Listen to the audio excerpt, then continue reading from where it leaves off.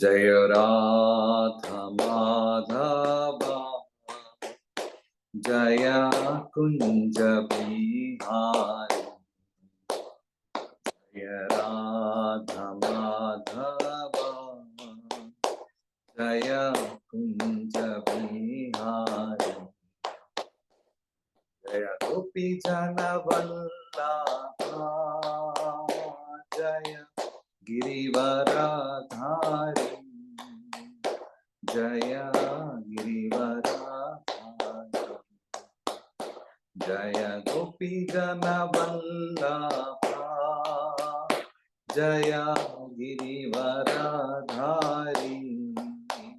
जय गिरिवरधारी, यशोदानंदन व्रज जनरंजना, यशोदानंदन व्रज जनरंजना, यमुना तीरावनचारि,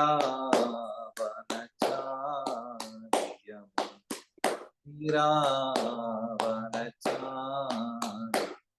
जय राधा माधव जय कुंज बिहारी, जय राधा माधव जय कुंज बिहारी, हरे कृष्णा कृष्णा कृष्णा हरे हरे, हरे राम राम राम हरे हरे, हरे कृष्णा कृष्णा कृष्णा हरे हरे, राम हरे राम राम राम हरे हरे, हरे कृष्णा कृष्णा कृष्णा हरे हरे, हरे राम राम राम हरे हरे, हरे कृष्णा कृष्णा कृष्णा हरे हरे, हरे राम राम राम हरे हरे, जय राधा माधव जय राधा माधव, राधा माधव जय राधा माधव, जय राधा माधव जय राधा माधव, राधा माधव जय राधा माधव, जय कृष्ण बलराम जय कृष्ण बलराम, कृष्ण बलराम जय वृंदावन, जय गौरनिताय जय जगन्नाथ जय बलदेवा, सुभद्रमाई जय सुदर्शन, जय गौरनिताय जय गौरनिताय, गौरनिताय जय गौरनिताय, जय जय प्रभुपाद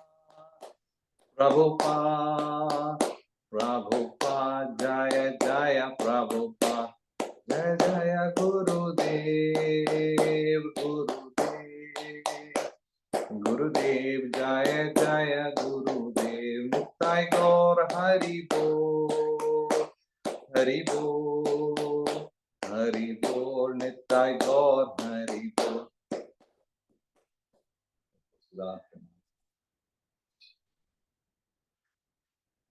ओम नमो भगवते वासुदेवाय, ओम नमो भगवते वासुदेवाय, ओम नमो भगवते वासुदेवाय, नारायण नमस्कृत्यं नरं चैव नरोत्तमं देवीं सरस्वतीं व्यासं ततो जयमुदीरये, नष्टप्रायेषु भद्रेषु नित्यं भागवत सेवया भगवतीरुत्तमश्लोके भक्तिर्भवति, मुगं करोति वाचालं पङ्गुं लङ्घयितेगिरिं यत्कृपातमहं वन्दे श्रीगुरुं दीनतारिणं परमानन्दमाधवं श्रीजगन्नाथेश्वरम्।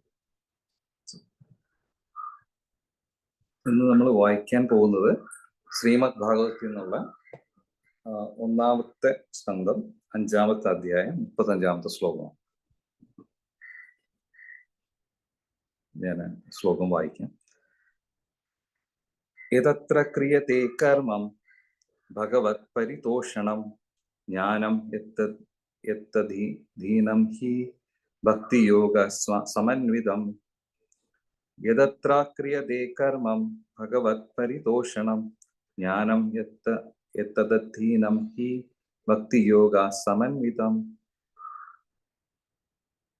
പര്യായം: യത് എന്തായാലും, അത്ര ഈ ജീവിതത്തിൽ അല്ലെങ്കിൽ ലോകത്തിൽ, ക്രിയത്തെ ചെയ്യുന്നു, കർമ്മ ജോലി, ഭഗവത് ഈശ്വരന്റെ വ്യക്തിത്വത്തിലേക്ക്, പരിതോഷണം സംതൃപ്തി, ജ്ഞാനം അറിവ്, യത് എന്താണ് വിളിക്കപ്പെടുന്നത്, അധീനം ആശ്രിതൻ, ഹായ് തീർച്ചയായും, ഭക്തിയോഗം ഭക്തി സമന്വിതം ഭക്തിയോഗയുടെ പ്രാകൃതം. വിവർത്തനവും ഉദ്ദേശവും ശ്രീല പ്രഭുപാദ്. ഞാൻ ഈ വായിക്കുന്നത് ഇംഗ്ലീഷ് ട്രാൻസ്ലേറ്റ് ചെയ്താണ് വായിക്കുന്നത്. എന്തെങ്കിലും തെറ്റുണ്ടെങ്കിൽ തിരുത്തുക പ്ലീസ്. ഭഗവാന്റെ വിവർത്തനം വായിക്കുകയാണ്. ഭഗവാന്റെ പ്രഭു മലയാളം വായിച്ചാലും കുഴപ്പമില്ല മാജി. ഞാനിപ്പോ ഇംഗ്ലീഷിനെടുത്ത് ഗൂഗിളിൽ ട്രാൻസ്ലേറ്റ് ചെയ്താണ് വായിക്കുന്നത്. ഞാൻ വായിക്കാം പ്രഭു, ഒരു സെക്കൻഡ് ഞാൻ വായിക്കാം.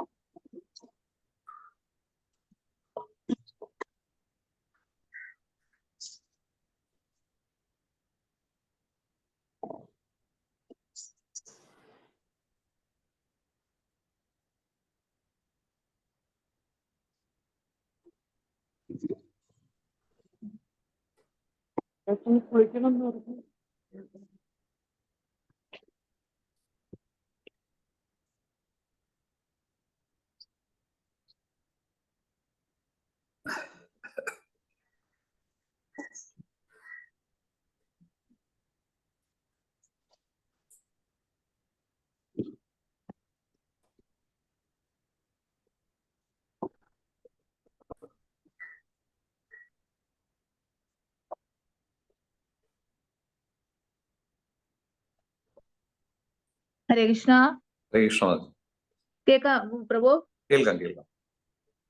വിവർത്തനം: ഭഗവത് ദൗത്യ സംതൃപ്തിക്കായി ഈ ജീവിതത്തിൽ യാതൊരു കർമ്മവും ഭക്തിയോഗം അഥവാ അതീന്ദ്രിയ ഭഗവത് പ്രേമയുധ സേവനമെന്നും സഹവർത്തി ഹേതു ജ്ഞാനം എന്നും വിശേഷിപ്പിക്കപ്പെടുന്നു. ഭാവാർത്ഥം. പ്രഭുപാദിക്ക് ധർമ്മശാസ്ത്രങ്ങളിൽ നിർദ്ദേശിച്ചിരിക്കുന്ന ഫലോദിഷ്ട കർമ്മം നിർവഹിക്കുന്നത് മുഖേന ആത്മസാക്ഷാത്കാരത്തിന് വേണ്ടുന്ന അതീന്ദ്രിയ ജ്ഞാനം പ്രാപ്തമാകുന്നതിന് സർവദാ യോഗ്യനായി തീരുന്നുവെന്നാണ് സാമാന്യവും പ്രമുഖവുമായ ധാരണ. ഒരു മിനിറ്റ് പ്രഭു, ആരൊക്കെയോ അൺമ്യൂട്ട് ആണ്, ഞാൻ മ്യൂട്ട് ചെയ്തോട്ടെ. ധാരണ: ചിലർ ഭക്തിയോഗത്തെ കർമ്മത്തിന്റെ മറ്റൊരു രൂപമായി കരുതുന്നു. എന്നാൽ പരമാർത്ഥത്തിൽ കർമ്മയോഗത്തിനും ജ്ഞാനയോഗത്തിനും ഉപരിയാണ് ഭക്തിയോഗം. കർമ്മയോഗം അല്ലെങ്കിൽ ജ്ഞാനയോഗത്തിൽ നിന്നും സ്വതന്ത്രമാണ് ഭക്തിയോഗം. അഥവാ ജ്ഞാനയോഗവും കർമ്മയോഗവും ഭക്തിയോഗ ആശ്രിതങ്ങളാണ്. ഈ ക്രിയായോഗം അഥവാ കർമ്മയോഗത്തെയാണ് ശ്രീ നാരദൻ വ്യാസദേവന് സവിശേഷമായി നിർദ്ദേശിച്ചത്. എന്തെന്നാൽ ഇതിന്റെ മൂലതത്വം ഭഗവാനെ സംതൃപ്തനാക്കുകയാണ്. ജീവിതത്തിന്റെ വിവിധ ക്ലേശങ്ങളെ ഭഗവത് സന്താനങ്ങളായ ജനങ്ങൾ അനുഭവിക്കണമെന്ന് ഭഗവാൻ ആഗ്രഹിക്കുന്നില്ല. സർവരും ഭഗവാനിൽ എത്തിച്ചേരണമെന്നും ഭഗവാനോടൊത്ത് വസിക്കണമെന്നും ഭഗവാൻ അഭിലഷിക്കുന്നു. എന്നാൽ ഭഗവത് ധാമത്തിലേക്ക് മടങ്ങി ചെല്ലുക എന്നതുകൊണ്ട് അർത്ഥമാക്കുന്നത് വിഷത്തിൽ നിന്നും പരിശുദ്ധനായി തീരുക എന്നതാണ്. ആകയാൽ ഭഗവത് സംതൃപ്തിക്കായി കർമ്മം നിർവഹിക്കപ്പെടുമ്പോൾ കർമ്മകർത്താവ് ഭൗതിക അഭിനിവേശങ്ങളിൽ നിന്നും ക്രമേണ പരിശുദ്ധനായി തീരുന്നു. ഈ ശുദ്ധീകരണം ആത്മീയ ജ്ഞാനപ്രാപ്തിയെയാണ് അർത്ഥമാക്കുന്നത്. ആകയാൽ ഭഗവത് താല്പര്യാർത്ഥം നിർവഹിച്ച കർമ്മത്തിന്റെ ആശ്രിതനാണ് ജ്ഞാനം. മറ്റ് വിജ്ഞാനങ്ങൾ ഭക്തിയോഗം അഥവാ ഭഗവത് സംതൃപ്തി ശൂന്യമാകയാൽ ഒരാളെ ഭഗവത് ധാമത്തിലേക്ക് നയിക്കുന്നില്ല. വിവിക്ഷ എന്തെന്നാൽ നൈഷ്കർമ്മ്യം അപ്യുച്യുത ഭാവ വർജിതം എന്ന ശ്ലോകവുമായി ബന്ധപ്പെടുത്തി മുമ്പ് പ്രസ്താവിച്ച പോലെ അവ മോക്ഷം പോലും പ്രദാനം ചെയ്യുന്നില്ല. കളങ്കരഹിതമായ ഭക്തിയുത ഭഗവത് സേവനത്തിൽ ഭഗവാന്റെ അതീന്ദ്രിയ മഹാത്മ്യങ്ങൾ ശ്രവിക്കുന്നതിലും ജപിക്കുന്നതിലും നിരതനായ ഭക്തൻ ഭഗവത്ഗീതയിൽ അവിതർക്കിതമായി സ്ഥിരീകരിച്ചിരിക്കുന്നത് പോലെ ഭഗവത് കൃപയാൽ ആത്മീയമായി പ്രബുദ്ധനായി തീരുന്നു. ഹരേ കൃഷ്ണ പ്രഭു. താങ്ക് യു മാസി. ഹരേ കൃഷ്ണ. തസ്മൈ ശ്രീ ഗുരുവേ നമഃ. നമോ വിഷ്ണുപദായ കൃഷ്ണപൃഷ്ഠായ വിഗ്രഹ ശ്രീമതി ഭക്തിവേദാന്ത സ്വാമി നമസ്തേ സരസ്വതി ഗൗരവാണി പ്രചാരണ നിർവിശേഷ ജയ ശ്രീ ചൈതന്യ പ്രഭു നിത്യാനന്ദ ശ്രീ അദ്വൈത ഗദാധര ശ്രീവാസാദി ഗൗരവ. ഹരേ കൃഷ്ണ കൃഷ്ണ കൃഷ്ണ ഹരേ ഹരേ ഹരേ രാമ. അപ്പോൾ ഇത് വളരെ സ്ട്രൈറ്റ് ഫോർവേഡ് ആയിട്ടൊരു ശ്ലോകമാണ്. ഇതില് ഭക്തിയുടെ ഔന്നത്യമാണ് പറയുന്നത്. അതായത് സാധാരണഗതിയിൽ നമ്മൾ സാധാരണക്കാർ വിചാരിക്കുന്നത് ഭക്തി വളരെ ഒരു ലോ ലെവൽ ആക്ടിവിറ്റി ആയിട്ടാണ് സാധാരണ ജനങ്ങളുടെ മനസ്സിലുള്ളത്. ഈ ഭക്തിയുത സേവനം ചെയ്യാത്ത അല്ലെങ്കിൽ കോമൺ പബ്ലിക് എന്നുള്ള രീതിയിൽ വിളിക്കുന്നവര് അവര് ഭക്തി എന്ന് പറഞ്ഞാൽ വളരെ ഒരു താഴേക്കിടയിലുള്ള ഒരു പ്രവൃത്തി പോലെയാണ് സാധാരണ രീതിയിൽ അവരുടെ അണ്ടർസ്റ്റാൻഡിങ്. പക്ഷേ ഭഗവാന്റെ നാരദ മഹർഷി പറയുന്നത് ഭഗവാന്റെ ആ ശ്രേണിയിൽ നോക്കുമ്പോൾ കർമ്മയോഗവും ജ്ഞാനയോഗവും ഡിപ്പെൻഡ് ചെയ്തിരിക്കുന്ന ഭക്തിയാണെന്നാണ് പറയുന്നത്. അപ്പോൾ നമ്മള് ഭഗവാന് വേണ്ടിയുള്ള കർമ്മം ചെയ്യുമ്പോൾ നമ്മൾ ശുദ്ധീകരിക്കപ്പെടുന്നു എന്നാണ് നമ്മൾ ശ്ലോകത്തിൽ പറയുന്നത്, അതല്ല പർപ്പോട്ടിൽ പറയുന്നത്. അപ്പൊ അതിൽ ശരിക്കും പറഞ്ഞാല് ആ കർമ്മയോഗം ചെയ്യുന്ന വഴി ശരിക്കും നമ്മൾ ഭഗവാനിലേക്ക് അടുക്കുകയാണെങ്കിലും കർമ്മയോഗം ചെയ്തുകൊണ്ട് മാത്രം നമുക്ക് ഭഗവാന്റെ ഭഗവാന്റെ പൂർണ്ണമായ അറിവ് നേടാൻ പറ്റില്ല എന്ന് അതിൽ പറയുന്നുണ്ട്. അപ്പം നമ്മുടെ എക്സിസ്റ്റൻസ് ശുദ്ധീകരിക്കപ്പെടുന്നുവെങ്കിലും നമുക്ക് പൂർണ്ണമായ ഒരു അറിവ് കിട്ടണമെങ്കിൽ അത് ഭക്തിയോഗത്തിൽ ചെന്നാൽ മാത്രമേ പറ്റുള്ളൂ. അപ്പോൾ പ്രഭുപാദിൽ പറയുന്നത് ഈ സ്റ്റെയർ, നമ്മളൊരു വലിയ ബിൽഡിങ്ങിൽ പോകാൻ നമുക്ക് സ്റ്റെപ്പ് എടുക്കാൻ പറ്റും, ലിഫ്റ്റ് എടുക്കാൻ പറ്റും അല്ലെ? അങ്ങനെ രണ്ട് കൺവീനിയൻസ് ഉണ്ടെങ്കിൽ നമ്മൾ കർമ്മയോഗം എന്ന് പറഞ്ഞാൽ സ്റ്റെപ്പ് വഴി പോകുന്നത് പോലെയാണ്. അപ്പൊ കർമ്മയോഗത്തിൽ നിന്ന് പിന്നെ ജ്ഞാനയോഗത്തിൽ നിന്ന് പിന്നെ ഭക്തിയോഗം ചെയ്താലേ അവർക്ക് ആ പരിപൂർണത കിട്ടാൻ പറ്റുള്ളൂ. അപ്പോൾ ഇതിന്റെ എല്ലാത്തിനെ ആത്യന്തികമായിട്ട് ഭഗവാനെ പ്രീതിപ്പെടുത്തുന്നത് എന്താണോ അതാണ് ശരിക്കും ഭഗവാൻ ഭക്തി എന്ന് പറയുന്നത്. അപ്പൊ അതില് അത് നമ്മളിപ്പോ സാധാരണ ഒരാൾ പ്രീച്ച് ചെയ്യുമ്പോൾ അവർ ചിലപ്പം കർമ്മയോഗത്തിലായിരിക്കും അവർ അധിഷ്ഠിതമായിട്ട് ചെയ്യുന്നത്. അപ്പൊ അങ്ങനെ ഒരാൾക്ക് കർമ്മയോഗത്തിനെ കുറിച്ച് കുറച്ചുകൂടെ ഭഗവാനിലോട്ട് ഡയറക്റ്റ് ചെയ്യാൻ പറയും. നമ്മളത് ഡൗട്ട് ടൈലിംഗ് എന്ന് പറയുന്നത് നമ്മൾ നിർത്താൻ പറയില്ല. അവരുടെ ആക്ടിവിറ്റി ഇപ്പൊ അവരെന്താണോ ചെയ്യുന്നത് അതിന് ഭഗവാനിലോട്ട് തിരിക്കാൻ പറയും. പക്ഷെ അതുവഴി അത് മാത്രം ചെയ്തുകൊണ്ടിരുന്ന് നമ്മൾ ഔന്നത്യത്തിൽ എത്തുന്നു പറയുന്നുമില്ല. അത് ക്രമേണ അത് ഭക്തിയോഗം പ്രാക്ടീസ് ചെയ്ത് മാത്രമേ ഉള്ളൂ. ഇതിൽ പ്രഭുപാദിന്റെ ലെക്ചറിൽ ഇതിൽ ഫർദർ പറയുന്നുണ്ട്, ശരിക്കും നമ്മൾ ആരാണ് ഭഗവാൻ എന്നറിഞ്ഞിട്ട് വേണം ഭഗവാനെ സംതൃപ്തിപ്പെടുത്താൻ. അതായത് നമുക്കിപ്പം അറിയാം ഭഗവാൻ സംതൃപ്തി ഹരിതോഷണം, അതായത് ഭഗവാനെയാണ് സംതൃപ്തിപ്പെടുത്താനുള്ളത് എന്നുള്ളത് നമുക്ക് ഈ ശ്ലോകത്തിൽ നിന്ന് മനസ്സിലായി അല്ലേ? നമ്മള് ഇത് പറയുന്നത് ഭഗവാന്റെ ദൗത്യത്തിന് വേണ്ടി, അതായത് നമ്മൾ ഈ മിഷൻ അല്ലെങ്കിൽ ഭഗവാന്റെ കൃഷ്ണ കോൺസ് മിഷന് വേണ്ടി നമ്മൾ ചെയ്യുന്ന എല്ലാ കാര്യങ്ങളും ഭക്തിയോഗം എന്ന് വിളിക്കുന്നതാണ്. അതിപ്പോ ഒരു അമ്പലം വൃത്തിയാക്കുന്ന ഒരു ടാസ്ക് ആണെങ്കിലും അല്ലെങ്കിൽ ഭഗവാന് വേണ്ടി കുക്ക് ചെയ്യുന്നതാണെങ്കിലും അങ്ങനെയുള്ള എല്ലാം ഭക്തിയുടെ ശ്രേണിയിൽ വരും എന്നാണ് പറയുന്നത്. പക്ഷെ അപ്പൊ ആദ്യം നമ്മൾ ഭഗവാൻ ആരാണെന്ന് മനസ്സിലാക്കിയിട്ട് പിന്നെ ഭഗവാനെ സംതൃപ്തിപ്പെടുത്തണമെന്നാണ് പ്രഭുപാദ് പറയുന്നത്. അപ്പൊ പ്രഭുപാദ് അതിന് ഒരുപാട് എക്സാമ്പിൾ കോട്ട് ചെയ്യുന്നുണ്ട്. ഇപ്പോ നമുക്ക് ബ്രഹ്മാവ് വെച്ച് തുടങ്ങാം. അപ്പൊ ബ്രഹ്മാവ് ഏറ്റവും ആദ്യത്തെ ലേൺഡ് സ്കോളർ ആയിട്ടാണ് പറയുന്നത്. അപ്പൊ അദ്ദേഹത്തിന്റെ ഇതില് കൺക്ലൂഷനിൽ അദ്ദേഹം പറയുന്നത് ഗോവിന്ദമാണ്, ഭഗവാനാണ് ആദിപുരുഷൻ, ഈശ്വര പരമാകൃഷ്ണൻ, ഭഗവാനാണ് ഈശ്വരന്മാരുടെ ഏറ്റവും പരമമായതെന്ന്. അപ്പൊ അങ്ങനെ മഹാഭാരതത്തിലും വേദങ്ങളിലും ഉപനിഷത്തുകളിലൊക്കെ ഭഗവാനെ പറ്റി പറയുന്നുണ്ട്, ഭഗവാൻ ആരാണെന്ന് പറയുന്നത്. അപ്പൊ ഞാനിത് ഇന്ററാക്റ്റീവ് ആക്കാൻ വേണ്ടിയിട്ട് ഞാൻ വിചാരിച്ചു വേറെ ഏതൊക്കെയാണ് കോട്ട് ചെയ്യുന്നുള്ളത് ഈ സദസ്സിലിരിക്കുന്ന എല്ലാവർക്കും പറയാം. അവരുടേതായ പല പല ഉപനിഷത്തായിരുന്നാലും ഭഗവത്ഗീതയിലായിരുന്നാലും കോട്ട് ചെയ്ത് പറയാം. ഒരു മിനിറ്റ് നേരത്തേക്ക് നമുക്ക് പറയാം. അത് കഴിഞ്ഞ് നമുക്ക് ഫർദർ ഡിസ്കസ് ചെയ്യാം. അങ്ങനെ ആഗ്രഹിക്കുന്നവർ അൺമ്യൂട്ട് ചെയ്ത് പറയാം. ഹരേ കൃഷ്ണ പ്രഭു പ്രണാമം. ഹരേ ഭഗവത്ഗീതയിലെ അർജുനൻ പറയുന്നുണ്ടല്ലോ പരമം ഭവാൻ എന്നുള്ള ആ ഒരു ശ്ലോകം. ഞാനിപ്പോ വണ്ടിയിലാണ്, അതുകൊണ്ട് എനിക്ക് കാണാണ്ട് അറിയണില്ല. അതാണോ പ്രഭു ഉദ്ദേശിക്കുന്നത്? അങ്ങനെ ഭഗവാനെ അങ്ങാണ്, അങ്ങയുടെ ധാമമാണ് ഏറ്റവും വലുത്, അങ്ങാണ് ഏറ്റവും വലുത്. ഹരേ കൃഷ്ണ. ഹരേ കൃഷ്ണ. പരം ദിവ്യം പരന്ധാമം പരമം ഭവാൻ. ഇതാണ് 10ാമത്തെ ശ്ലോകം അല്ലെ, 10ാമത്തെ അധ്യായത്തില് അല്ലെ? ഹരേ കൃഷ്ണ. ഇനി ആരെങ്കിലും റെഫറൻസ് തരാൻ ഉദ്ദേശിക്കുന്നുണ്ടോ? ഹരേ കൃഷ്ണ പ്രഭുജി. അതായത് ഇപ്പോ കൃഷ്ണബോധം എന്ന് വെച്ചാൽ സകലതും ഭഗവാന്റേതാണ്, നമ്മുടേതായിട്ടൊന്നുമില്ല. അതായത് എല്ലാം ഭഗവാന്റേതാണെന്ന് മനസ്സിലാക്കിയിട്ട് നമ്മൾ പ്രവർത്തിക്കുക. നമ്മളിപ്പോ ഒരു ഭഗവാന് വേണ്ടി, നമുക്ക് വേണ്ടി ഒരു വീട് വെക്കുന്നു, അത് നമുക്കായിട്ടല്ല, ഭഗവാന് വേണ്ടി വെക്കുക. ഞാൻ സ്പെസിഫിക് ആയിട്ട് ചോദിച്ചത് ഭഗവാനാണ് സുപ്രീം എന്ന് തെളിയിക്കുന്ന ശ്ലോകത്തിന്റെ പാർട്ടോ അതിന്റെ റെഫറൻസ്. അതിപ്പോ നമ്മള് ഭഗവത്ഗീതയിൽ ബ്രഹ്മാവ് പറഞ്ഞ പോലെ ഈശ്വര പരമകൃഷ്ണ, അതുപോലെ പല പല. ഹരേഷ്ണ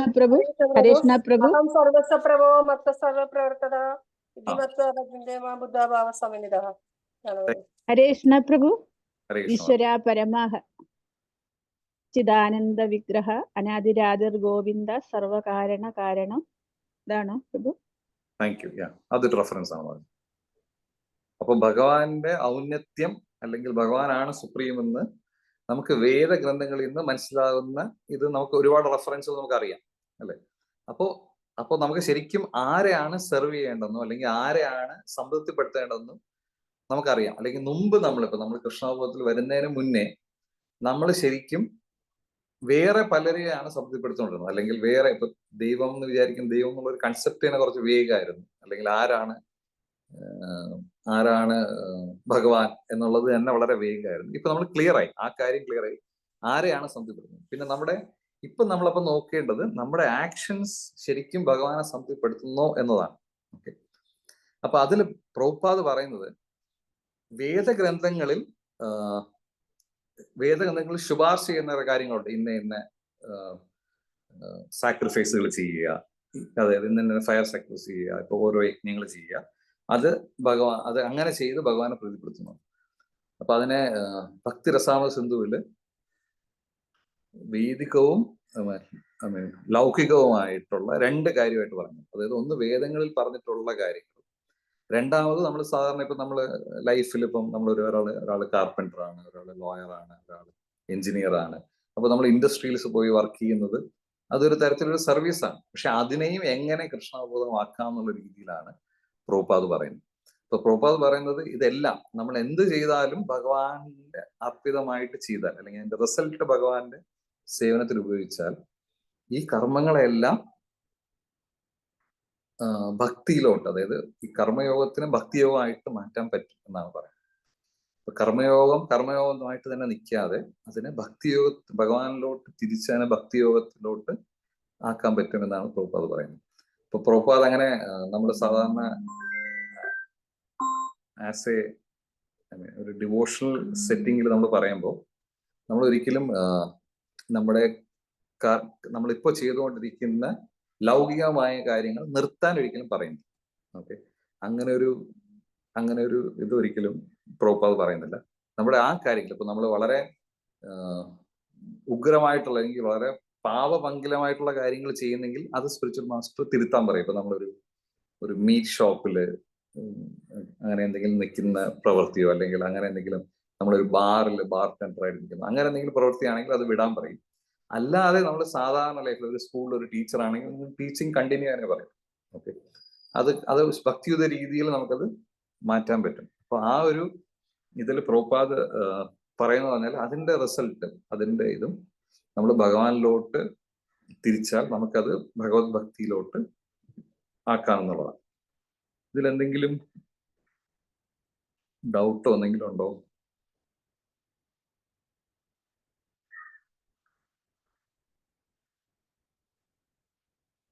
ഹരേ കൃഷ്ണ പ്രഭു. ഇപ്പൊ സൂം ഒക്കെ ഉപയോഗിക്കുന്ന പോലെ അല്ലെ?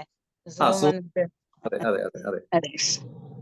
നമുക്ക് കാരണം അത് നമ്മുടെ ഡയറക്ട്ലി നമ്മൾ പറയുന്ന പോലെ അതൊരു എന്താ പറഞ്ഞല്ലേ വേദികമായ ഒരു വേദഗ്രന്ഥങ്ങൾ പറഞ്ഞൊരു കാര്യമല്ല. പക്ഷെ എന്നാലും നമ്മൾ അതിന്റെ യുക്ത വൈരാഗ്യം എന്നുള്ളത് അറ്റാച്ച്മെന്റ് ഇല്ലാതെ നമ്മൾ അതിനെ ഭഗവത് ഭക്തിക്ക് വേണ്ടി ഉപയോഗിക്കും.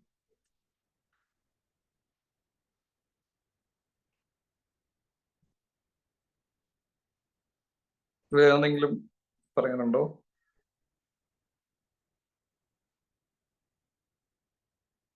ഓക്കെ, അപ്പോ ഫർദർ പറയാനുള്ളതെന്ന് പറഞ്ഞാൽ ഇപ്പോ നമ്മള് ഗോസ്വാമിമാരെ വൃന്ദാവനത്തിൽ സനാതൻ ഗോസ്വാമിയുടെ എക്സാമ്പിൾ എടുക്കാം. അപ്പോ അദ്ദേഹത്തിന്റെ ആ ഒരു സ്റ്റേജിൽ ഇപ്പം പരമമായ വൈഷ്ണവനാണ്.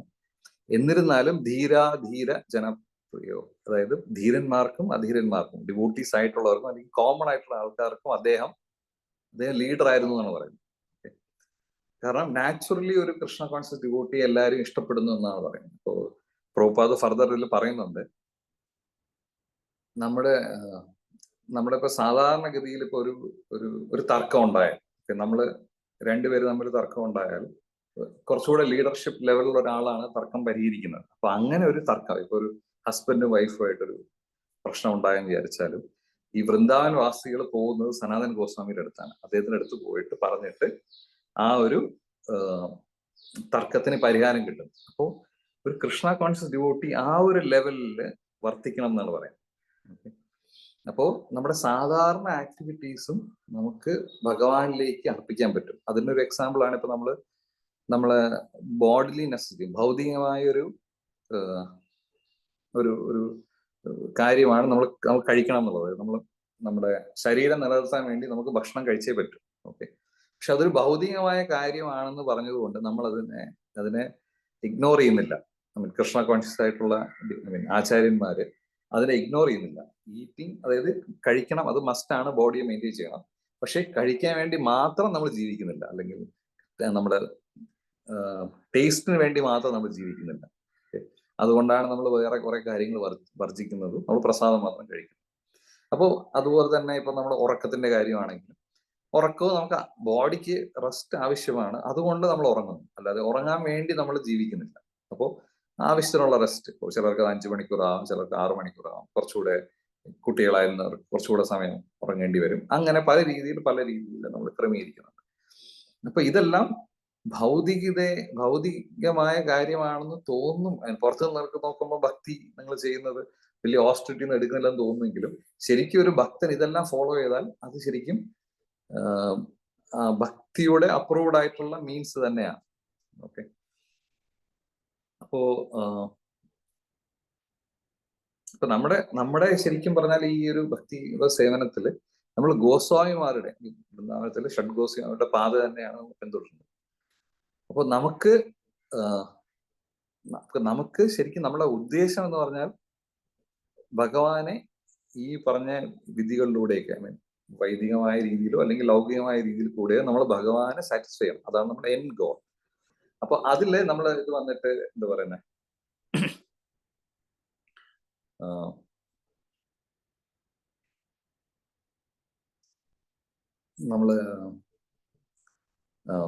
നമ്മൾ ഇതെങ്ങനെ ഭഗവാനെ സാറ്റിസ്ഫൈ ആയി എന്നുള്ളൊരു കാര്യം നമ്മൾ ഓർക്കേണ്ടതുണ്ട്. അതായത് നമുക്കിപ്പോ പല കാര്യങ്ങളും, നമ്മൾ ബുക്ക് ഡിസ്ട്രിബ്യൂഷന് പോകുന്നു, അപ്പോൾ അത് ശരിക്കും ഭഗവാനെ സാറ്റിസ്ഫൈ ചെയ്യുന്നുണ്ടോ എന്ന് നമ്മൾ എങ്ങനെ അറിയും എന്നുള്ളൊരു ഫീഡ്ബാക്ക് കൂടെ നമുക്ക് വേണം. അപ്പൊ നമ്മൾ ചെയ്യുന്ന കാര്യങ്ങൾ ചിലപ്പോൾ നമ്മൾ നമ്മുടേതായ കുറച്ച് ഐഡിയാസ് വെച്ച് പല കാര്യങ്ങളും ചെയ്യും, പക്ഷെ അത് ഭഗവാന് നിരക്കുന്നതാണോ അല്ലെങ്കിൽ ഭഗവാന്റെ ഭക്തിയിൽ അത് അപ്രൂവ്ഡ് ആണോന്നോ അല്ലെങ്കിൽ ഭഗവാന് സംതൃപ്തി നൽകുന്നതാണോ എന്നുള്ളത് കാര്യം മാത്രം നമുക്കൊന്ന് ചെക്ക് ചെയ്യേണ്ടി വരും. അതിൽ പ്രഭുപാദ് പറയുന്നത് വേറൊന്നുമല്ല, നമുക്ക് നമ്മുടെ ഗുരു, അതായത് നമ്മുടെ ആചാര്യൻ നമ്മുടെ ആക്ടിവിറ്റീസിൽ സംതൃപ്തനാണെങ്കിൽ അത് പരമ്പര വഴി അദ്ദേഹത്തിന്റെ ഗുരു അങ്ങനെ സ്റ്റെപ്പ് ബൈ സ്റ്റെപ്പ് ആയിട്ട് ഭഗവാൻ കൃഷ്ണൻ വരെ എത്തി ഭഗവാൻ സാറ്റിസ്ഫൈഡ് ആവുമെന്നാണ് പറയുന്നത്. അപ്പൊ നമുക്ക് ഭക്തിയുഗ സേവനം ചെയ്യുമ്പോൾ നമുക്കറിയാം, ഇപ്പം നമ്മൾ സാധാരണ ബുക്സ് ഒക്കെ വായിച്ച് നമ്മൾ ഓരോ കാര്യങ്ങൾ ചെയ്യാൻ തുടങ്ങുമ്പോൾ നമുക്ക് കുറച്ച് കോൺഫ്ലിക്റ്റുകൾ വരും. കാരണം നമ്മൾ സർവീസ് ചെയ്യുമ്പോഴാണ് ശരിക്കും നമുക്ക് കോൺഫ്ലിക്റ്റുകൾ വരുന്നത്. ഓക്കെ, അപ്പോ പലരും വിചാരിക്കും, ഓക്കെ ഞാൻ വളരെ നല്ല രീതിയിൽ ബുക്ക് വായിക്കുന്നു, മനസ്സിലാക്കുന്നു, ചെയ്യുന്നു എന്നുള്ളൊരു സ്ഥിതി വരുമ്പോൾ നമുക്ക് ഒരുപാട് ഭൗതികമായി തന്നെ ഒരുപാട് തടസ്സങ്ങളും വരും. ഓക്കെ, ഇപ്പൊ ഒരു ഡിവോട്ടി പറയുകയാണ് ഓക്കെ ഭഗവാന് മാല കെട്ടേണ്ടത് ഇങ്ങനെയാണ്, ഇപ്പൊ വേറൊരാൾ പറയും ഇല്ല വേറൊരു രീതിയിലാണ് മാല കെട്ടേണ്ടത്, ഇതാണ് ശരിക്കും.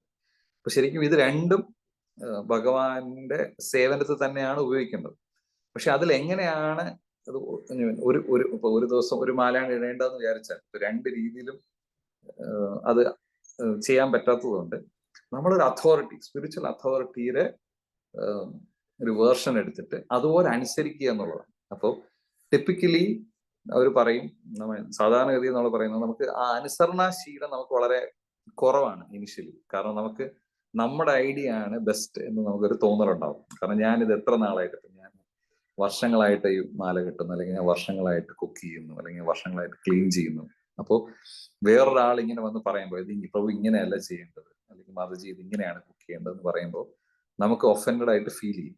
ഓക്കെ, പക്ഷെ ഇത് അങ്ങനെയല്ല. ഇപ്പൊ നമ്മളെ ഐഡിയ അല്ലെങ്കിൽ നമ്മൾ ഉദ്ദേശിക്കുന്ന കാര്യം നടത്തുക എന്നുള്ളതല്ല, നമ്മൾ നമ്മുടെ ഗുരുദേവന്റെ ഇച്ഛയ്ക്കനുസരിച്ച് ഭഗവാനെ സെർവ് ചെയ്യുക എന്നുള്ളതാണ് പരമമായ കാര്യം.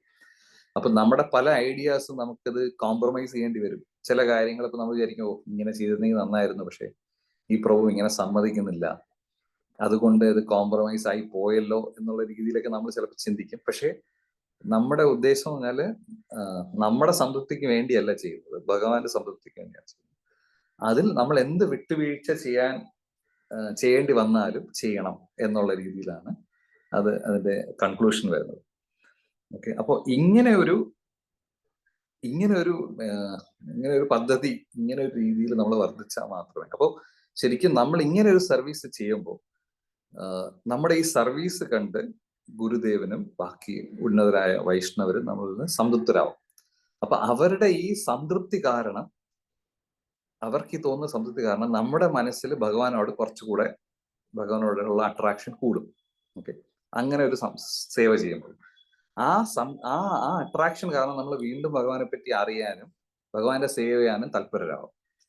അപ്പോൾ ഇതേ കാര്യം നമ്മൾ തൽപരരാകുന്ന വഴി പിന്നെയും നമ്മൾ സർവീസ് വേറൊരു ലെവലിൽ ചെയ്യുമ്പോൾ വീണ്ടും നമ്മൾ ഇത് കണ്ടിട്ട് ഡിവോട്ടീസ്, വൈഷ്ണവര് അവര് സംതൃപ്തിയാവും, ഭഗവാൻ സംതൃപ്തിപ്പെടും. അങ്ങനെ നമ്മളൊരു വിഷ്യസ് പോസിറ്റീവ് സർക്കിളിൽ നമ്മുടെ ഭക്തിയോ സേവനം കൂടി നമ്മളൊരു ഉന്നതനായ ഭക്തനായിട്ട് മാറും. അങ്ങനെ നമുക്ക് പെർഫെക്ഷൻ കിട്ടും എന്നാണ് ഈ പ്രഭുപാദന്റെ ലെക്ചറിൽ ഇങ്ങനെ പറയുന്നത്. ഓക്കെ, അപ്പൊ ആ ഒരു ഇത് നമുക്ക് എനിക്കൊന്ന് എല്ലാ ദിവസവും നമ്മൾ പാടാറുണ്ട്. യസ്യ പ്രസാദ ഭഗവത് പ്രസാദം, സ്പിരിച്വൽ മാസ്റ്റർ പ്ലീസ്ഡ് ആണെങ്കിൽ ഭഗവാനും പ്ലീസ്ഡ് ആണ്, അല്ലാതെ വേറൊരു വഴിയില്ല എന്നുള്ളതാണ്. അപ്പൊ നമുക്ക് എപ്പോഴും ഭഗവാനെ പ്ലീസ് ചെയ്യണം, അല്ലെങ്കിൽ നമ്മുടെ ഗുരുദേവനെ പ്ലീസ് ചെയ്യണം. ഭഗവാനെ ഡയറക്റ്റ്ലി പ്ലീസ് ചെയ്യാൻ പറ്റില്ല. അപ്പൊ നമുക്ക് ഏറ്റവും വളരെ പ്രാക്ടിക്കലായത് നമ്മുടെ ഗുരുദേവനെ പ്ലീസ് ചെയ്താൽ, അല്ലെങ്കിൽ നമ്മുടെ പ്രഭുപാദിന്റെ ഈ മിഷന് വേണ്ടി ഉതകുന്ന രീതിയിൽ നമ്മൾ വർത്തിച്ചാൽ നമുക്ക് സ്റ്റെപ്പ് ബൈ സ്റ്റെപ്പ് ആയിട്ട് ഭഗവാനെ പ്ലീസ് ചെയ്യാൻ പറ്റും എന്നുള്ളതാണ്. അപ്പോൾ ഇത് ഫർദർ ആയിട്ട് അപ്പം നമ്മൾ പല രീതിയിലും പല ഡിവോട്ടീസിന്റെ ലൈഫിലും നമുക്ക് പല എക്സാമ്പിൾസും കാണാൻ പറ്റും. പക്ഷെ ഇതിന് ഫർദർ ആയിട്ട് ഞാനൊരു എക്സാമ്പിൾ എൻ്റെ ലൈഫിൽ കണ്ടിട്ടുള്ള കാര്യം ഞാൻ പറയാം. അതിനു മുന്നേ ഏതെങ്കിലും കമന്റ്സോ ക്വസ്റ്റ്യൻസോ ഉണ്ടെങ്കിൽ ഞാൻ ഒരു മിനിറ്റ് പോസ് ചെയ്തിട്ട് ഫർദർ ഞാൻ കണ്ടിന്യൂ.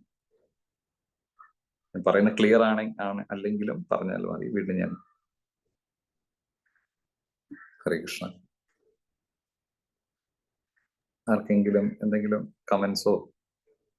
ഹരേ കൃഷ്ണ പ്രഭുജി, നമ്മൾ ഭക്തി എന്ന് പറയുമ്പോൾ, അതായത് 18-ാം തീയതി പറയും സർവകർമ്മ ഫലങ്ങളെയും ത്യജിക്കുന്നതിന് ത്യാഗമെന്ന് പറയുന്നു. അതായത് നമ്മൾ ഭൗതിക വാഞ്ചകൾക്ക് വേണ്ടിയുള്ള കർമ്മങ്ങളെ ഉപേക്ഷിക്കുന്നു എന്നാ പറയുന്നത്. അത് പറയുന്നുണ്ട് പിന്നെ ഭക്തി കൊണ്ട് മാത്രമേ ഞാനാണ് പരമദിവ്യോത്തമ പുരുഷൻ എന്ന സത്യം അറിയാൻ പറ്റുള്ളൂ. അത് പറയുന്നുണ്ട് 11-ാം സ്കന്ധത്തിൽ, ഭാഗവതം 11-ാം സ്കന്ധത്തിലും ഇതേ വാചകം തന്നെ ഭഗവാൻ പറയുന്നുണ്ട്. അതായത് എന്നിൽ കലർപ്പില്ലാത്ത ഭക്തിപൂർണ്ണ വിശ്വാസത്തോടുള്ള ഒരു പരിശീലകന് മാത്രമേ ഞാൻ നിശ്ചയനാകും. അതായത് അതേ 10-ാം സ്കന്ധത്തിൽ തന്നെ ആ ശ്ലോകങ്ങളിൽ മുണ്ടകോപനിഷത്തിലെ ഇതും പ്രഭുപാദർ പറയുന്നുണ്ട്. അതായത് നയമാത്മപ്രചനം, വിദഗ്ധമായ വ്യാഖ്യാനങ്ങളോ പരന്ന ബുദ്ധിയോ അധികമായ ശ്രവണമോ കൊണ്ട് പരമദിവോത്തമ പുരുഷന് ലഭിക്കുന്നില്ല. ഭഗവാൻ തന്നെ തിരഞ്ഞെടുക്കുന്നവന് മാത്രമേ ഭഗവാനെ ലഭിക്കൂ. അതായത് ശാസ്ത്രജ്ഞാനം കൊണ്ടോ വേദങ്ങളിൽ, അതായത് വേദങ്ങളുടെ അറിവ് വെച്ച് പോലും ഒന്നും ചെയ്യണ്ടെന്നാ പറയുന്നത്. വേദങ്ങളിലെ അറിവിലൂടെ ഭഗവാനെ അറിയാം, എന്നാലും ആ വേദവിധി പ്രകാരം ഫലോദിഷ്ട കർമ്മങ്ങളിൽ പോകണ്ട എന്ന് ഭഗവാൻ പറയുന്നുണ്ട്. അതായത് പ്രേമാഞ്ജന ചുരിത ഭക്തി വിലോചനേന സന്താസദൈവ ഹൃദയേഷു വിലോകയന്തി. അതായത് ആ നമ്മുടെ പ്രേമം കൊണ്ട് ഭഗവാനെ തൃപ്തിപ്പെടുത്തുക, ഭഗവാന്റെ സേവ ചെയ്യുക. ഭഗവാനെ ഇപ്പൊ നമ്മൾ പറയുന്നുണ്ട്, നമുക്ക് എല്ലാവർക്കും അറിയാവുന്ന കഥയാണ്. വ്രജവാസികള് ഭഗവാന് തലവേദന വന്നപ്പോ സ്വന്തം ഭക്തിമാര് പോലും ഭഗവാന് കൊടുക്കുന്നില്ല, കർമ്മം നമുക്ക് കർമ്മയേൽക്കുമെന്നും പറഞ്ഞു. അതേസമയം വ്രജവാസികൾ മണ്ണ് വാരിക്കോരി കൊടുക്കുന്നു. അതേപോലെ സർവകർമ്മ ഫലങ്ങളെയും ത്യജിക്കുക, ഭഗവാനിൽ പ്രേമാഞ്ജന ചുരിതമായ ഭക്തി. അതൊക്കെ എക്സ്പ്ലെയിൻ ചെയ്തു. ഞാൻ ഹരേ കൃഷ്ണ. യസ്യ പ്രസാദാത് ഭഗവത് പ്രസാദോ യസ്യ അപ്രസാദാത് നഗതി കുതോബി. അത് ഇമ്പോർട്ടന്റ്. ഗുരു പ്രസാദിക്കണത് തന്നെ ഗുരുവിന്റെ അപ്രസാദം. ഗുരുവിന് നമ്മൾ അപരാധം അങ്ങനെ ചെയ്തു കഴിഞ്ഞാൽ പിന്നെ നമുക്ക് അതിൽ പ്രോഗ്രസ് ഉണ്ടാവില്ല. അതിൽ അപരാധം. യസ്യ അപ്രസാദാത് നഗതി കുതോ. പ്രസാദം പോലെ തന്നെ പ്രധാനമാണ് അപ്രസാദം ഇല്ലാതിരിക്കുക എന്നുള്ളത്. ഹരികൃഷ്ണ പ്രഭു. നമ്മൾ പല കാര്യങ്ങളും അങ്ങനെയും തിരിച്ചും ചെയ്യുന്നത് കാണും അല്ലേ, മാതാജി പറയുന്ന പോലെ ഭഗവാനെ. അതെ കൃഷ്ണ പ്രഭു, ഒരു സംശയം ചോദിച്ചോട്ടെ പ്രഭു. ഇപ്പൊ പ്രഭു പറഞ്ഞില്ലേ, ഇപ്പൊ നമ്മൾ ക്ലാസ് എടുക്കുക അല്ലെങ്കിൽ നമ്മളെ മാല കിട്ടുക, അതിനെല്ലാത്തിനും നമ്മൾക്ക് ഇൻസ്ട്രക്ഷൻസ് നമ്മൾ ചെയ്യണത് തെറ്റാണെന്ന് പറയും. നമ്മുടെ സീനിയർ ഡിവോട്ടീസ് പറയണത് നമ്മൾ അനുസരിക്കണം അല്ലെ? അങ്ങനെയാണ് പ്രഭു പറയണത്. അത് നമ്മൾ ചെയ്യാൻ വേണം, കറക്ഷൻ വേണ്ടി നമ്മൾ തയ്യാറാവണം.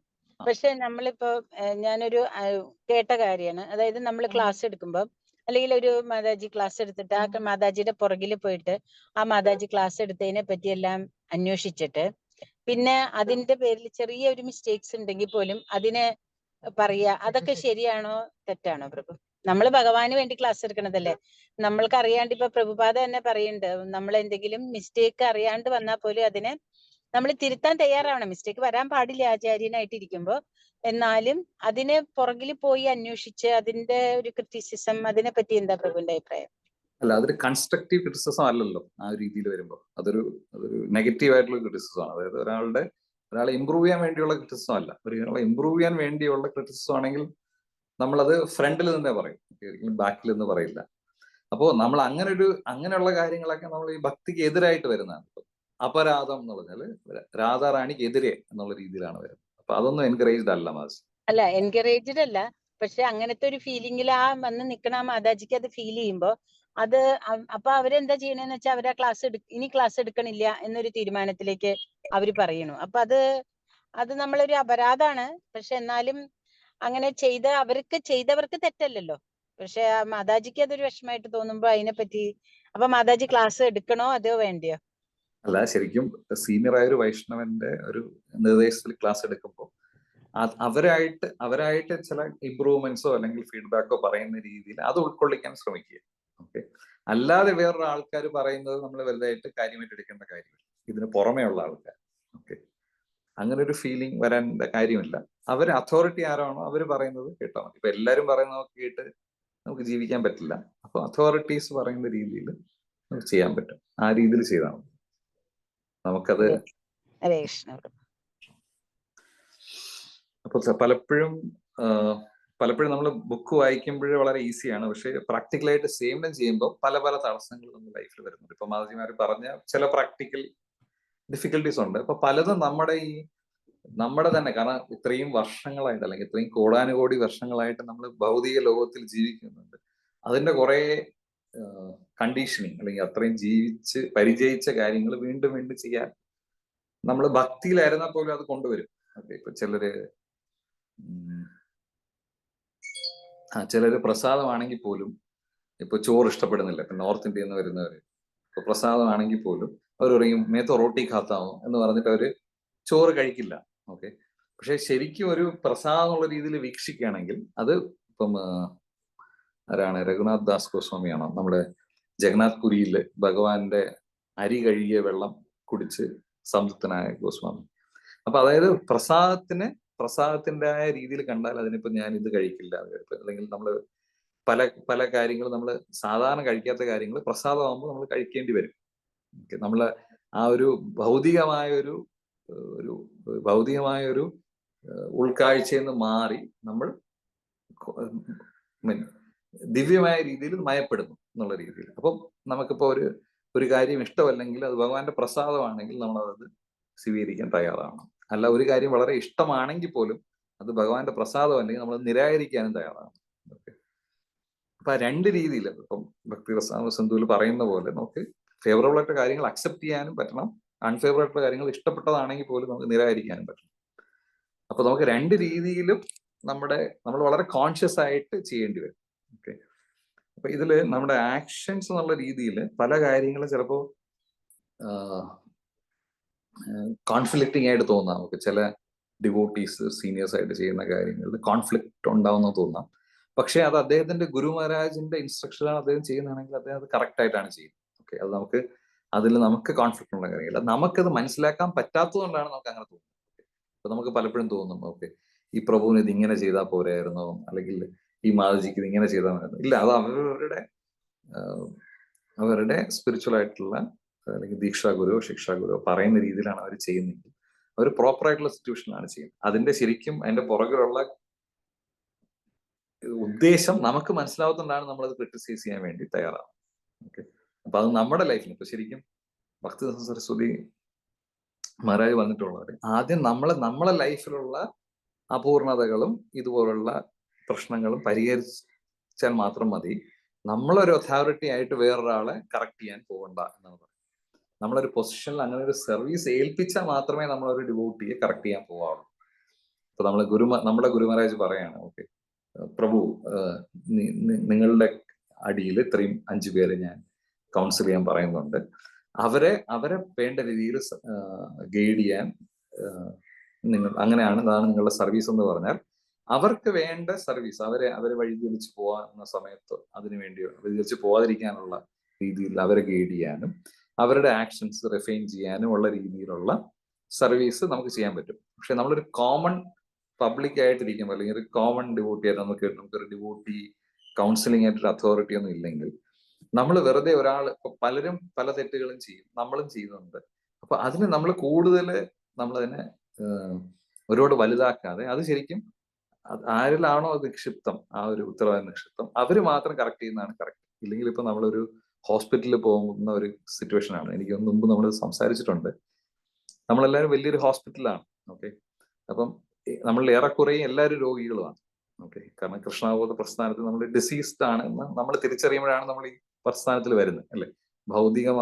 ഭൗതികതയിൽ നമ്മൾ ആണ്ട് നിൽക്കുന്നതാണ്. ആത്മീയമായിട്ട് ഭഗവാന്റെ ധാമത്തിലേക്ക് പോകാൻ വേണ്ടിയാണ് നമ്മൾ ഈ പദ്ധതി നമ്മൾ സ്വീകരിക്കുന്നത്. അപ്പൊ ചിലർക്ക് കാലുവേദന ആയിരിക്കും, ചില കൈവേദന ആയിരിക്കും, പലർക്ക് പല രീതിയിലുള്ള വ്യാധികളായിരിക്കും. ഓക്കെ. അപ്പൊ നമ്മുടെ ചീഫ് ഡോക്ടർ എന്ന് പറഞ്ഞാലേ നമ്മുടെ ഗുരുക്കന്മാരാണ് അല്ലെങ്കിൽ ഗുരുദേവനാണ്. അപ്പോ നമ്മൾ ഇതിനിടയ്ക്കിടയിൽ നമ്മളായിട്ട്, ഓക്കെ, എനിക്ക് കൈവേദന അല്ലേ ഉള്ളൂ, ഓക്കെ, ഞാൻ കാലുവേദന ഒരാളെ ഞാൻ ചികിത്സിക്കാൻ പോവാം എന്നുള്ള രീതിയിലാണ് നമ്മൾ ചിന്തിക്കുന്നത്. അതായത് നമ്മൾ ഡോക്ടറും കോമ്പൗണ്ടർമാരൊക്കെ ആവാൻ പോകും. അപ്പൊ ഇതിലുള്ള പ്രശ്നം എന്ന് പറഞ്ഞാല് ശരിയായിട്ടുള്ള ചികിത്സ ആയിരിക്കില്ല അവർക്ക് കിട്ടുന്നത്. ഓക്കെ. ഈ ചികിത്സയ്ക്ക് പകരം അവർക്ക് വീണ്ടും ഈ പറഞ്ഞ പോലെ കഷ്ടപ്പാടുകളായിരിക്കും കിട്ടുന്നത്. ഓക്കെ. അപ്പൊ അങ്ങനെയുള്ള ഇപ്പൊ നമ്മള് ദൂരെ നിന്ന് നമ്മളെ തന്നെ ആക്ഷൻസ് നോക്കിയാൽ നമുക്ക് അറിയാൻ പറ്റും. നമ്മൾ പല കാര്യങ്ങൾ ഇപ്പൊ ഗോസിപ്പായിട്ടോ അല്ലെങ്കിൽ നമ്മൾ പല കാര്യങ്ങൾ ഇതുപോലെ ക്രിറ്റിസിസം ആയിട്ടൊക്കെ പറയുന്നത് അനാവശ്യമായ കാര്യങ്ങളായിരിക്കും. അത് വേറൊരാൾക്ക് കഷ്ടപ്പാടുണ്ടാക്കണമെങ്കിൽ വേറൊരാളുടെ മനസ്സിനെ ഹേർട്ട് ചെയ്യുന്നതല്ലാതെ അദ്ദേഹത്തിന് കൺസ്ട്രക്റ്റീവ് ആയിട്ടൊന്നും നടക്കുന്നില്ല. അപ്പൊ അങ്ങനെയുള്ള കാര്യങ്ങൾ നമ്മൾ ഏർപ്പെടാതിരിക്കുക. കാരണം നമ്മൾ തന്നെ ഡിസീസ്ഡ് ആണ്. അപ്പൊ നമ്മളുടെ അവസ്ഥയെ മറന്ന് വേറൊരാളെ ഇങ്ങനെ ചെയ്യുമ്പോൾ നമുക്ക് റിഫൈൻമെന്റോ അല്ലെങ്കിൽ നമുക്ക് കിട്ടേണ്ട ചികിത്സയും നമുക്ക് കിട്ടുന്നില്ല. വേറൊരാളെ കഷ്ടപ്പെടുത്തുന്നത് കൊണ്ട് അദ്ദേഹത്തിനും കാര്യമായ നഷ്ടം സംഭവിക്കും. അപ്പൊ മൊത്തത്തിൽ അതൊരു നെഗറ്റീവ് ആയിട്ടുള്ള സിറ്റുവേഷൻ ആണ്. അപ്പൊ എല്ലാവരും പ്രഭുപാദ് പറഞ്ഞ പദ്ധതിയിൽ അല്ലെങ്കിൽ പ്രഭുപാദിന്റെ ശിഷ്യന്മാർ പറഞ്ഞ പദ്ധതിയിൽ ഊന്നി പോകുകയാണെങ്കിൽ ആ ഭൗതികതയിലോട്ട് നമ്മൾ അതിനെ വലിച്ചു താഴ്ത്താതെ നമ്മൾ അതിലോട്ട് ഉയർന്നു പോവുകയാണെങ്കിൽ ഈ പദ്ധതി വളരെ നല്ല രീതിയിൽ വർക്ക് ചെയ്യും. ഓക്കെ. അതിൽ ചില വളരെ നല്ല എക്സാമ്പിൾസും ഉണ്ട്. ഇപ്പോ ഒരു എക്സാമ്പിൾ ഞാൻ പറയാൻ ഇവിടെ ആഗ്രഹിക്കുന്നു. നമുക്ക് പലർക്കും അറിയാം രാധാ ഗോപിനാഥ് ടെമ്പിൾ ബോംബെയിലുള്ള ചൗപ്പാട്ടിയിലുള്ള ടെമ്പിളാണ്. ഓക്കെ, ഒരുപാട് പേര് പോയിരിക്കാം, ഒരുപാട് പേർക്ക് അവിടുത്തെ ഡിവോട്ടീസിന്റെ ലെക്ചേഴ്സ് ഒക്കെ കേട്ടിരിക്കാം. ഓക്കെ, പക്ഷെ ഇത് തുടങ്ങുന്ന സമയത്ത്, അതായത് ഇത് അമ്പലം സത്സംഗം, അതായത് ഓൾമോസ്റ്റ് ഡിവോട്ടീസ് ഒക്കെ ഇനിഷ്യൽ ആ കാലഘട്ടത്തിലുള്ള കാര്യമാണ്.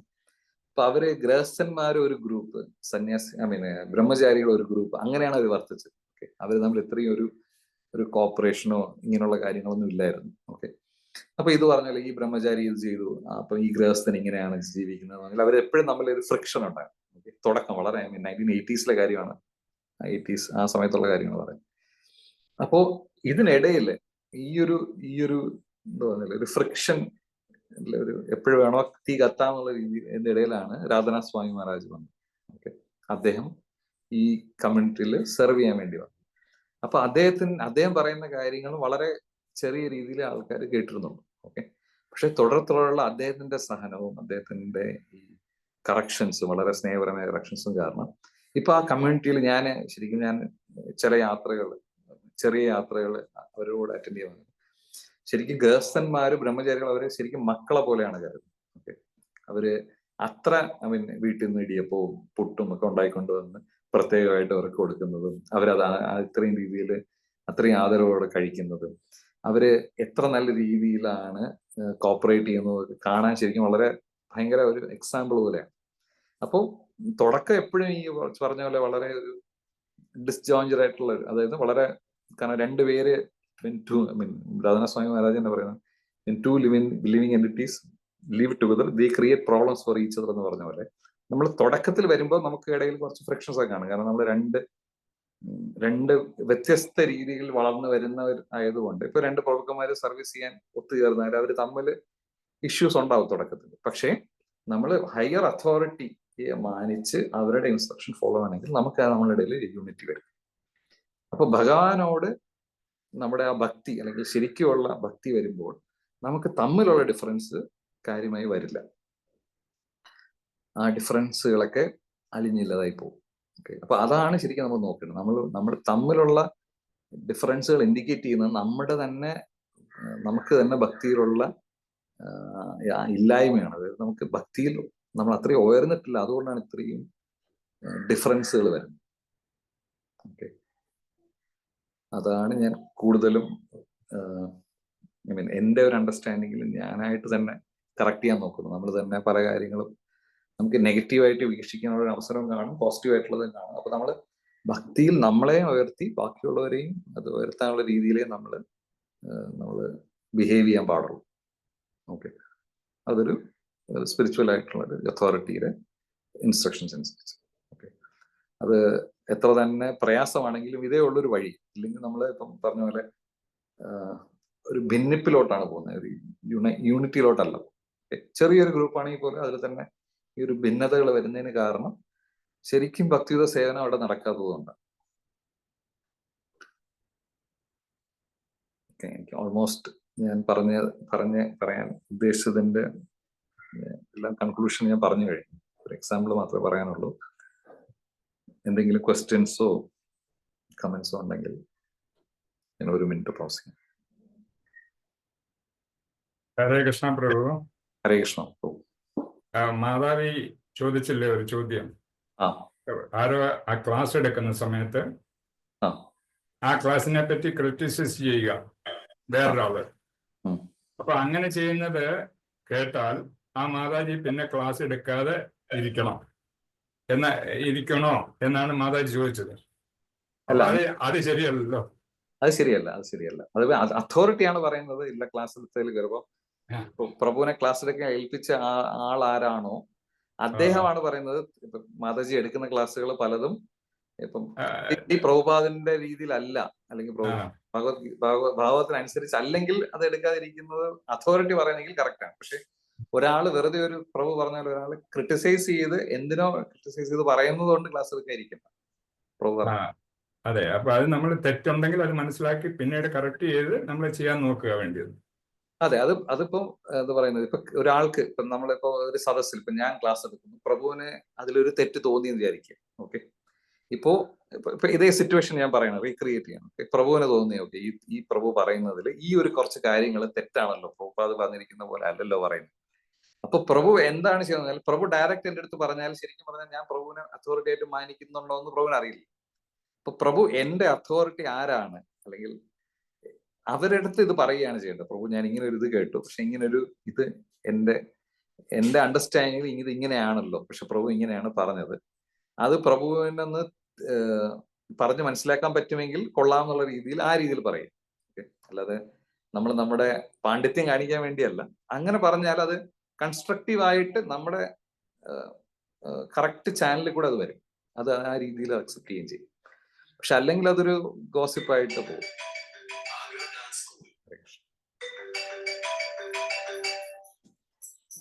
പ്രഭു അത് ക്ലിയർ അല്ലേ? പ്രഭു ഉദ്ദേശിച്ചതും അത് തന്നെയല്ലേ? പ്രഭു തന്നെ ഹരേ കൃഷ്ണ പ്രഭു തണ്ടെത്തണം. പ്രഭു, നമ്മുടെ അണ്ടർസ്റ്റാൻഡിങ്ങും കറക്റ്റ് ആണോ എന്ന് അറിയണ്ടേ? നമ്മൾ അണ്ടർസ്റ്റാൻഡിങ് പ്രഭുപാദൻ ആ രീതിയിലാണോ എന്നുള്ളത് നമ്മൾ അറിയണം. നമുക്ക് എന്തും തോന്നാം, അത് കറക്റ്റ് ആണോ എന്ന് നമ്മൾ അറിഞ്ഞിട്ട് ഞാൻ ഇങ്ങനെ പറയുന്നുണ്ട്, അത് ശരിയാണോ, അല്ലെങ്കിൽ ഈ പ്രഭു അങ്ങനെയാണ്, എന്താണ് ശരി. അപ്പൊ നമ്മൾ രണ്ടുപേരെയും കറക്റ്റ് ചെയ്യാം. അതോറിറ്റിക്ക് നമുക്ക് തോന്നുന്നത് ശരിയായിക്കൊള്ളണമെന്നില്ല, നമ്മുടെ അണ്ടർസ്റ്റാൻഡിങ് കറക്റ്റ് ആയിക്കൊള്ളണമെന്നില്ല. അതും ശരിയാണ്. അപ്പൊ അതോറിറ്റി ഇല്ലെങ്കിൽ നമുക്ക് ഇതൊന്നും പ്രാവർത്തികമായിട്ട് നടപ്പിലാക്കാൻ പറ്റില്ല. അല്ല, ഈ ഭക്തന്മാര് തമ്മിൽ ഇങ്ങനെ ഒരു ക്രിറ്റിസൈസ് ചെയ്യാനേ പാടില്ല. അതെ, അതായത് നമ്മൾ നേരത്തെ എക്സാമ്പിൾ പറഞ്ഞ പോലെ നമ്മളൊരു ഗുരു ആണെങ്കിൽ നമുക്ക് അങ്ങനെ പറഞ്ഞ് കറക്റ്റ് ചെയ്യാം, ഗുരുവിന്റെ സ്റ്റേറ്റസിലാണെങ്കിൽ. പക്ഷെ നമ്മൾ സാധാരണ നിയോഫൈറ്റ് ആയിട്ടുള്ള ലെവലിൽ നമുക്ക് അങ്ങോട്ടും ഇങ്ങോട്ടും പറഞ്ഞിട്ട് യാതൊരു കാര്യമില്ല. ആരെങ്കിലും നമ്മളെ തെറ്റായിട്ട് പറഞ്ഞു പോയാൽ നമ്മൾ അതുകൊണ്ട് ഈ ഭക്തിയുത സേവനമാണ് ക്ലാസ് എടുക്കാന്നത്. അപ്പൊ ആ ക്ലാസ് എടുത്ത് നിർത്തിയിട്ട് പോകാന്നെങ്കിൽ അത് അതിനെക്കെട്ട് തെറ്റാ. ഹരേ കൃഷ്ണ. അവൻ ഒരു സേവനം തന്നാൽ അത് ചെയ്യുക എന്നുള്ള കാര്യം ഇതാണ്. അപ്പൊ അതുകൊണ്ട് ഫീലായി നിർത്തേണ്ട കാര്യമില്ല. പിന്നെ പ്രഭു, ഇപ്പൊ നമ്മളിപ്പോ നമ്മുടെ നേരത്തെ പ്രഭു പറഞ്ഞ മാതിരി എല്ലാവരും ഭഗവാന്റെ സേവനത്തിന് ചെയ്യണമെന്നുള്ള ആഗ്രഹം കൊണ്ട് ചെയ്യണതാണല്ലോ പ്രഭു. അപ്പൊ ചെറിയൊരു മിസ്റ്റേക്സിനൊന്നും നമ്മൾ അങ്ങനെ നോക്കരുതെന്നാണ്, അല്ലെ? എനിക്ക് അങ്ങനെ തോന്നുന്നു. എനിക്ക് ഇതിന്റെ ഫുൾ കോമന്റ് അറിയില്ല. ഓക്കെ, അതുകൊണ്ട് ഞാൻ ഒരുപാട് പറയുന്നില്ല. അപ്പൊ ഇത് ശരിക്കും പറഞ്ഞാൽ കാര്യം എല്ലാവർക്കും അറിയാലോ. ഇപ്പൊ നമുക്ക് എല്ലാവർക്കും മനസ്സിലായി. നമ്മളിപ്പോ നമ്മളിപ്പോ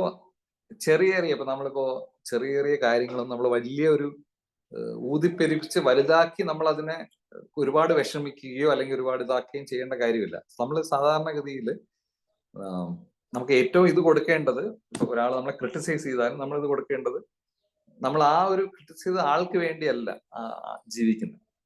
അപ്പൊ നമ്മൾ ആ ഒരു രീതിയിൽ ചെയ്താൽ മതി. നമുക്ക് പക്ഷെ ഒരു അതോറിറ്റിയാണ് പറയുന്നത്, നമുക്ക് അതിൽ കാര്യമായ കഴമ്പുണ്ടെന്ന് തോന്നിയാൽ നമുക്ക് കറക്റ്റ് ചെയ്യാം.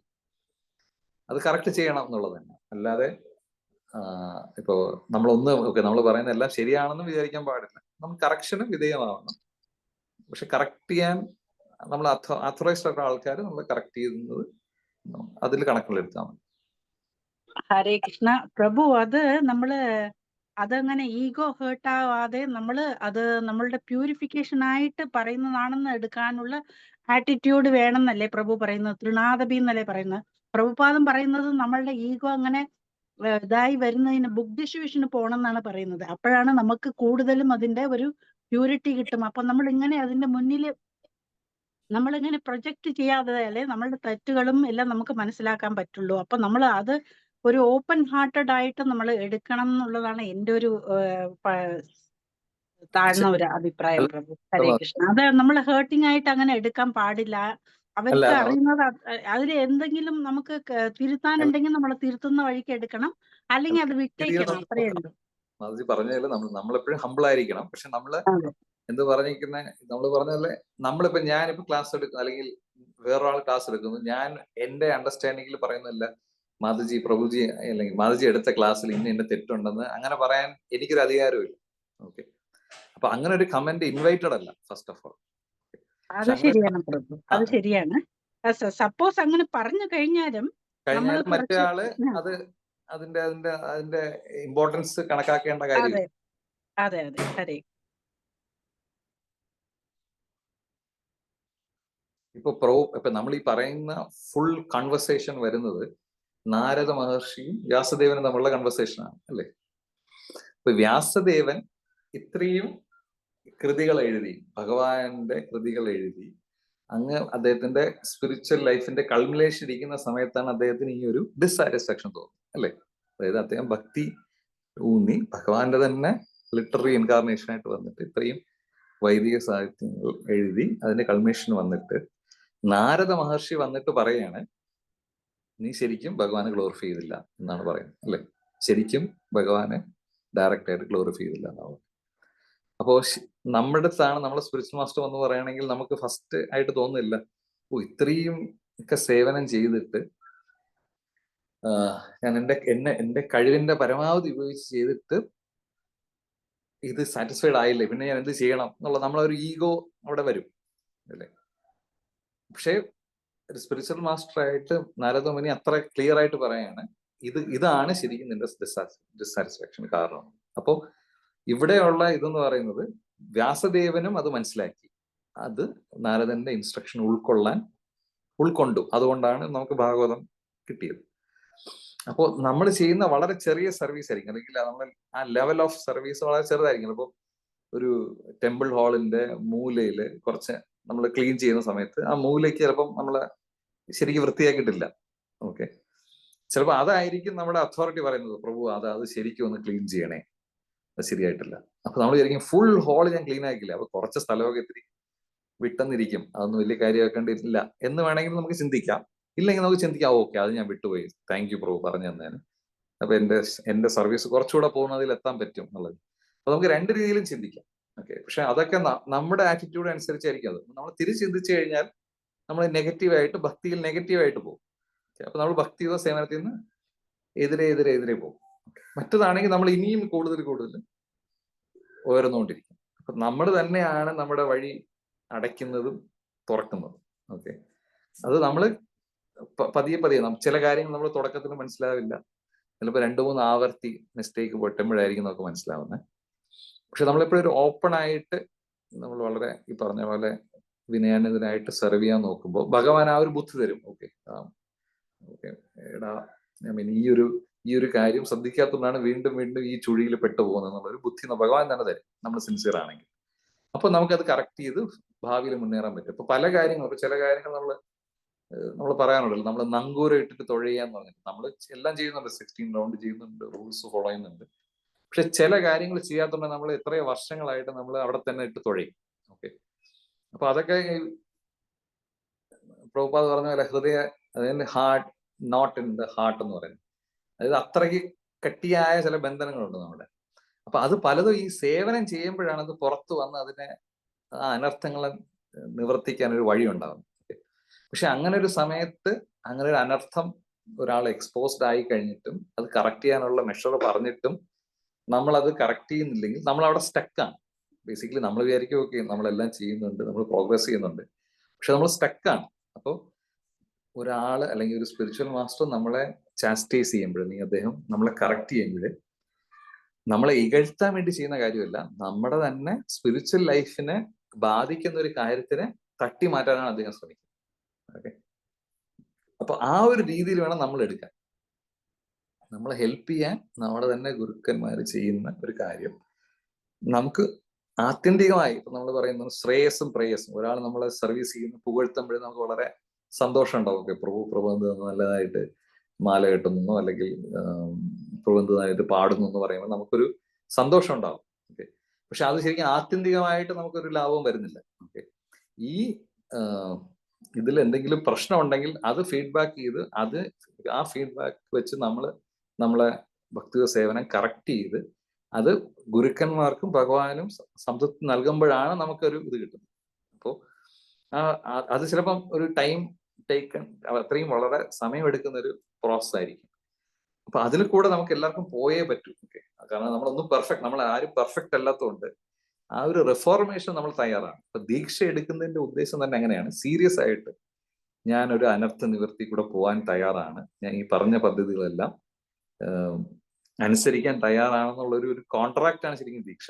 ഓക്കെ, ഇപ്പൊ പലപ്പോഴും നമ്മൾ ദീക്ഷ എടുക്കുന്ന എല്ലാം കഴിഞ്ഞു എന്നുള്ളൊരു സിറ്റുവേഷനിൽ ചിലർ ഇടയ്ക്ക് തോന്നി കാണും. അല്ല, അപ്പൊ ഈ ഒരു റിഫോർമേഷന് ഞാൻ റെഡിയാണ് എന്നുള്ളൊരു കോൺട്രാക്റ്റ് ആണ് ദീക്ഷ.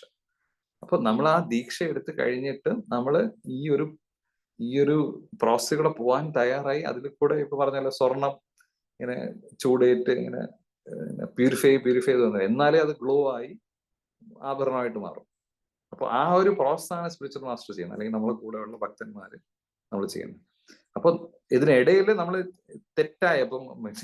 തെറ്റായ ഡോക്ടേഴ്സും കോമ്പൗണ്ടേഴ്സും പറയുന്ന കാര്യം നമ്മൾ കേൾക്കേണ്ട കാര്യം, അതിൽ വലിയ വില കൽപ്പിക്കേണ്ട കാര്യമില്ല. അത് നമ്മൾ അണ്ടർസ്റ്റാൻഡിങ് കുറഞ്ഞ ഈ പറഞ്ഞ രീതിയിൽ ചെയ്യുന്നതിന്റെ കാര്യമില്ല. നമ്മൾ വേറെ അനാവശ്യമായിട്ട് വേറൊരാളുടെ ഭക്തി സേവനത്തിൽ ഇടപെടേണ്ട കാര്യമില്ല. നമുക്ക് ഇങ്ങനെ ഒരു അണ്ടർസ്റ്റാൻഡിങ് ഉണ്ട്, നമുക്ക് അങ്ങനെ പതിയെ നമുക്ക് ഭഗവാന്റെ സേവനത്തിൽ ഏർപ്പെടാൻ പറ്റും എന്നാണ് എന്റെ അണ്ടർസ്റ്റാൻഡിങ്. ഓക്കെ, ഈ ബുദ്ധിമുട്ടുകൾ വരുന്നതെല്ലാം നമ്മുടെ ഇടയ്ക്കുള്ള ഈ ഇഷ്യൂസ് ഉള്ളതും ഈഗോയും, അല്ലെങ്കിൽ നമ്മുടെ തന്നെ ഈ പ്രശ്നങ്ങൾ മനസ്സിലാക്കാതെ നമ്മൾ വേറൊരാളെ വിമർശിക്കുമ്പോഴും ഒക്കെ ഉള്ള ഇഷ്യൂസ് ആണ് പലപ്പോഴും നമുക്ക് ബ്ലോക്കായിട്ട് വരുന്നത്, സ്റ്റംബ്ലിംഗ് ബ്ലോക്കായിട്ട്. ഞാൻ ഇല്ലായിരുന്ന ഒരു പ്രശ്നം പ്രശ്നമാക്കിയോ എന്ന് എനിക്ക് അറിഞ്ഞൂടാ, സോറി. ഓക്കെ, ഞാൻ ഉദ്ദേശിച്ചത് ഭഗവാനെ പ്രീതിപ്പെടുത്താൻ വേണ്ടിയുള്ളതിലാണ് നമ്മുടെ ഭക്തിയുത സേവനമെങ്കിൽ നമ്മൾ പെർഫെക്ഷനിലെത്തും എന്നുള്ളതാണ്. അതാണ് മെയിനായിട്ട് പറഞ്ഞിരിക്കുന്നത്. അപ്പൊ നമ്മൾ രണ്ടുപേര് സർവീസ് ചെയ്യുമ്പോൾ എന്തെങ്കിലും ഡിഫറൻസ് ഉണ്ടെങ്കിൽ അത് ഭക്തിയുത സേവനത്തിന് വേണ്ടി നമ്മൾ ആ ഡിഫറൻസുകൾ പരിഹരിച്ച് മുമ്പോട്ട് പോകാൻ ശ്രമിക്കും, എന്നാലേ ഭഗവാൻ സാറ്റിസ്ഫൈഡ് ആവും.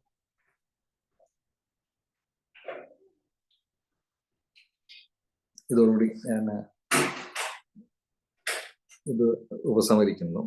വേറെ എന്തെങ്കിലും ക്വസ്റ്റ്യൻസ്, എന്തെങ്കിലും കമന്റ്സ് ഉണ്ടെങ്കിൽ പറയാം. ഹരേ കൃഷ്ണ പ്രഭു. താങ്ക് യു പ്രഭു. ഹരേ കൃഷ്ണ. ഹരേ കൃഷ്ണ. സോറി, ഞാൻ ഈ ഡിസ്കഷൻ ശരിയായ രീതിയിൽ കൊണ്ടുപോയെന്ന് അറിഞ്ഞുകൂടാ. അല്ല, നല്ലതായിരുന്നു പ്രഭു. എല്ലാവർക്കും ഒരുപാട് അവരുടെ മനസ്സിലുള്ള കാര്യങ്ങൾ പറയാൻ പറ്റിയില്ലേ? നല്ലതായിരുന്നു പ്രഭു. താങ്ക് യു പ്രഭുജീസ്. വാഞ്ചാകൽപതരുഭ്യശ്ച കൃപാസിന്ധുഭ്യശ്ച പതിതാനാം പാവനേഭ്യോ വൈഷ്ണവേഭ്യോ താങ്ക് യു പ്രഭു. ഹരേ കൃഷ്ണ. പ്രണാമം. Thank U.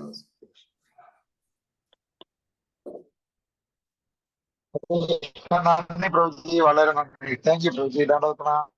താങ്ക് യു പ്രഭുജി. ഹരേ കൃഷ്ണ.